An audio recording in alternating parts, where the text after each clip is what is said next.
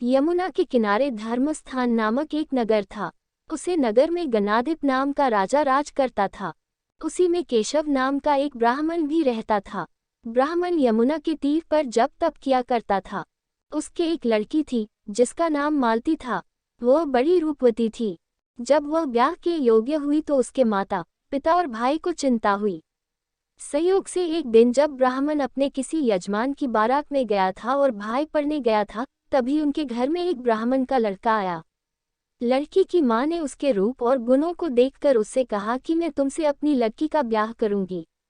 होनहार की बात की उधर ब्राह्मण पिता को भी एक दूसरा लड़का मिल गया और उसने उस लड़के को भी यही वचन दे दिया। उधर ब्राह्मण का लड़का जहां पढ़ने गया था, वहां वह एक लड़के से यही वादा कराया। कुछ समय बाद बाप बेटे घर में इकट्ठे हुए तो देखते क्या है कि वहां एक तीसरा लड़का और मौजूद है। दो उनके साथ आए थे। अब क्या हो? ब्राह्मण, उसका लड़का और ब्राह्मणी बड़े सोच में पड़े। दैवयोग से हुआ क्या कि लड़की को सांप ने काट लिया और वह मर गई। उसके बाप, भाई और तीनों लड़कों ने बड़ी भाग दौड़ की, जहर झाड़ने वालों को बुलाया, पर कोई नतीजा न निकला। सब अपनी अपनी करके चले गए। दुखी होकर वे उस लड़की को शमशान में ले गए और क्रियाकर्म कराए। तीनों लड़कों में से एक ने तो उसकी हड्डियां चुन ली और फकीर बनकर जंगल में चला गया। दूसरे ने राख की गठरी बांधी और वहीं झोपड़ी डालकर रहने लगा। तीसरा योगी होकर देश देश घूमने लगा। एक दिन की बात है, वह तीसरा लड़का घूमते घामते किसी नगर में पहुंचा और एक ब्राह्मणी के घर भोजन करने बैठा।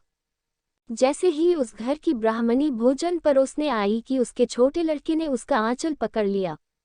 ब्राह्मणी से अपना आंचल छुड़ता नहीं था। ब्राह्मणी को बड़ा गुस्सा आया। उसने अपने लड़के को झिड़का, मारा पीटा, फिर भी वह न माना तो ब्राह्मणी ने उसे उठाकर जलते चूल्हे में पटक दिया।